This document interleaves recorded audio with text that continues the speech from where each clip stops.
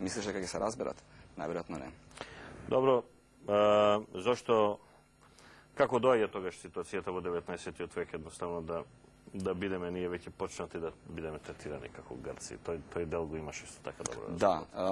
Веќе 19. век крајот, претпоставувам, почнува полека да се мути таа работа на Балканот, која од сега во овој момент не може да излеземе. Сега актуелно е прашањето, Грците предлагаат да ќе прифатиме име ако се викате Република Нова Македонија. Те Метју Нимец пак сега ќе доаѓа до први за некој ден од оваа емисија. Те ако биде на кирилица да се чита на латела, кириличното да се напише на латиница, па така да се чита, што ништо не значи. И така. Зошто од 19. век наваму почна да не месат? Па, 19. век е многу интересен заради тоа што Европа тогаш бара некои своји корени, некоја своје минато. И минатото не го бара веќе во Рим, сака да е нешто постаро од Рим. И се фокусира на Грција. Сега кога гледат они Грција, они викаат, македонците. Значи, они постигнале некоја империја, која што не би можело да биде, зашто би било нешто различно него Грците. Они мислат дека ако ја гледат Атина, зашто доаѓале во 19 век многу филхелени во Атина. Знаеме за Бајрон. Бајрон се борил на страната на грчката војна на независност. Многу високи интелектуалци од Англија, од Шкотска доаѓале во Грција и ја поддржувале Грција во незината борба за независност. Тога спаѓаат и филхелени од Германија, од Франција, од Италија, кои што активно поддржувале Грција во борбата против Турција за слободи. И они во тој момент ја барат во Грција некое минато преку кое се трансформирало после тоа во Рим и преку Рим во Европа. Во Европа. Кога дојде до македонците, они едноставно имаат проблем. Значи знаат дека има нешто различно овдека, али сепак не ќе да прифатат дека се работи за различна нација. И многу не зошто не би сакале? Па, зошто не би сакале? Зошто пошле од грците, зошто не пошле од македонците? Па заради тоа што Македонија да дошол Бајрон се бори на наша страна. Па заради тоа што во тој момент Македонија се уште е јако во Отоманската империја. Значи централно во Отоманската империја нема можност да се ослободи на никаков можен начин и едноставно до Западна Европа доаѓаат артефакти од Партенон, да речеме, кои што се уште се наоѓаат во Британскиот музеј во Лондон. Тие артефакти кои ги гледаат енглезите се воодушевуваат. Има еден швајцарски новинар кој што ги видел тие артефакти и рекол грците се богови кога го видел тоа. Ајде сите да се бориме на страната на грците. Значи све што е од тој период што доаѓа го прифаќаат како грчко. И најголем виновник за целата оваа работа е еден човек, всушност, што се вика Јохан Густав Дройсен, германец, кој што е голем филхелен и кој што буквално го измислува зборот хеленизам и хеленистички. Значи ние збориме денеска за еден период, хеленистички период.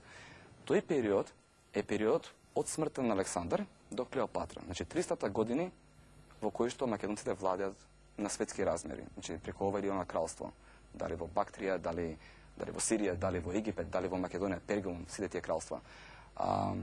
Сега Дройсен го гледа тој период и он вика, добро, не е баш грчко, али мора да е инспирирано од грците. Така да ќе му дадам некој нов назив, ќе го кажам не хеленик, че не грчки, туку хеленистик, инспирирано од грчката уметност. И тој збор, како сакате, едноставно влегол и се препишува од 1836 година до ден денеска без некоја голема критика. И тоа е следното прашање мое, во кој го одвоив од таму, вели зашто грците ја крадат македонската историја. Зашто грците ја крадат? Па добро, грците сепак поседуваат 51% од таа Македонија, ако ја земеме Македонија како едно како акционери, ако земе се мнозинство. Они имаат мнозинство во тоа во акционерско друштво територија Македонија, како се вика. Да, они сепак се знае како била Македонија, колкава била. Они во Балканските војни земеле 51% од таа територија во која што имало многу македонци. Нив не им одговара, се разбира, да биде таа територија повторно издвоена од Грција, поради тоа што тоа е една од најбогатите територии во Балканот, баш таа Егејска Македонија. И таа Егејска Македонија храни многу од Грција. Така да, за да се задржи нивната, тоа е све политика. За жал, све се базира на политика. Историските факти се тргат на страна за да се направи една паралела дека античките македонци биле грци. Ако они биле грци, тогаш ова е грчка територија. Меѓутоа, оваа дисторсија грчките историчари ја прават заедно со помош на историчарите од Западна Европа. Ова е многу интересно. Во историчарите во Западна Европа и во Америка и Канада постои еден јазол. Значи, се делат.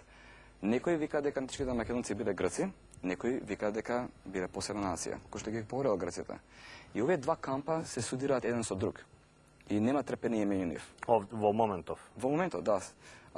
Можам да кажам со сигурност дека се работи за школата на Оксфорд, која што застапува тезата дека античките македонци биле грци, значи енглеската школа, а американската школа повише застапува теза дека македонците не биле грци, туку биле посебен народ. И тука спаѓа стварно врвни научници во тој вториот камп, меѓу кои што се Юджин Борса, Валдемир Хакел од Канада, Босфорд од Австралија, Питер Грин, што има напишано можеби најдругата биографија за Александров Маседон, до ден денеска можеби најпродаваната.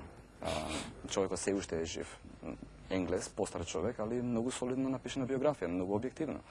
Така да, прашањето се уште не е решено. Нема крај на ова прашање ставено. Нема точка. Двете струи си пречат една на друга. Добро, да минеме малку во периодот од